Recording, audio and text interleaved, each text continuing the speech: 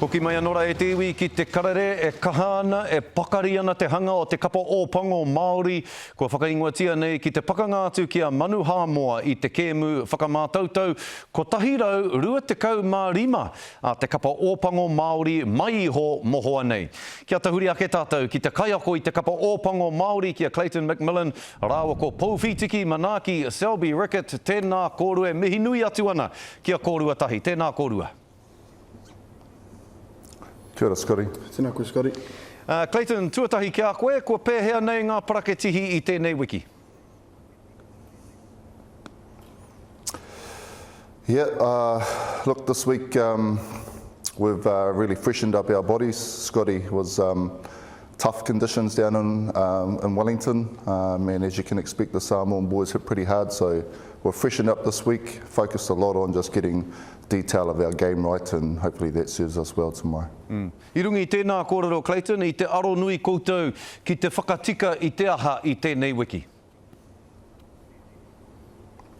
Focuses for the week really have been around our carry clean. We felt like we were a little bit soft in our tackles during the week.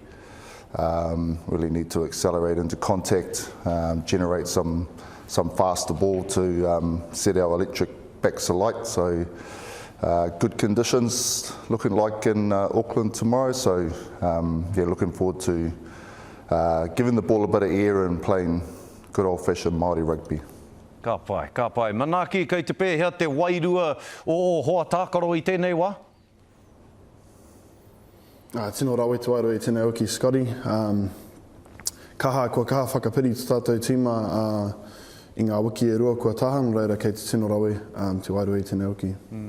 Ia, he tahi o ngā mahi, kua mahi e koutou Manaki i te wiki nei, i tērā wiki hoki, hei pai here i a koutou, hei whakapakari i te whanaungatanga i Wainganui i a koutou, kia tino rite ai koutou ki te pakanga ki a Hāmoa.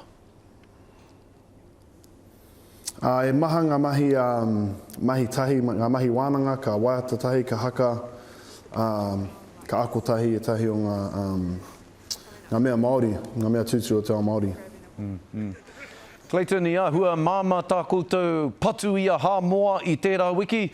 Ki o whakaaro ka ua ake, ka māma ake rānei te kēmu a tēnei wiki. Yeah, look, we expect a far more improved Samoan side. Yeah, it's amazing what you can achieve in a week, and we know that our great game has progressed, and we expect these two. So yeah, it's going to be a tight old battle tomorrow, and you know, we're going to have to front, and it all starts with our haka. Ka rawe. Clayton, pātai whakamutunga e hoa, pēho whakaaro kia Quinn Tupaia, kei roto i te kapa ōpango. Yeah, extremely proud for Quinn and the rest of the Māori boys that are in the All Blacks, but you know, Quinn to get the opportunity to make his debut after being in our camp early, and yeah, he's an extremely young talent, powerful, great defender, and you know, he's not going to let the black jersey down tomorrow, I can guarantee that.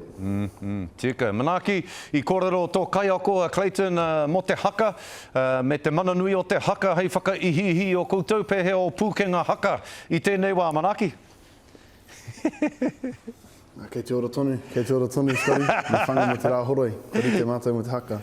Ka rawe. Mihi nui atu ana ki a koutou katoa o te kapa ōpango Māori, o tira ki a kōrua tahi hoki whakawātea mai nei i a kōrua ki te kōrero ki te karere. A nei te iwi Māori, kei muri i a kōrua, kei muri i a koutou e tautoko ana. Nō reira, kia kaha, kia maia, kia manawa nui. Tēnā kōrua, tēnā koutou.